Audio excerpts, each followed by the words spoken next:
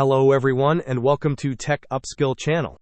In today's video, I will show you how to fix service host SysMain high disk usage in Windows 11.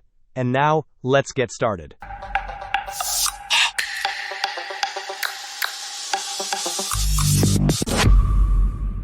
If you are experiencing high disk usage on your Windows 11 system, there is a straightforward solution to address it. This method is not complex and can significantly improve your system performance.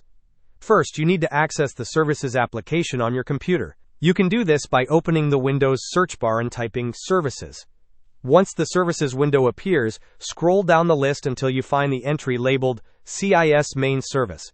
Perform a right-click on this service, and then select the Stop option from the context menu. Please note that it may take a moment for the service to completely stop. By performing this action, you will temporarily alleviate the high disk usage, allowing you to use your system more smoothly. You can restart your computer at a later time when you have more time available, and this fix should hold for the current session.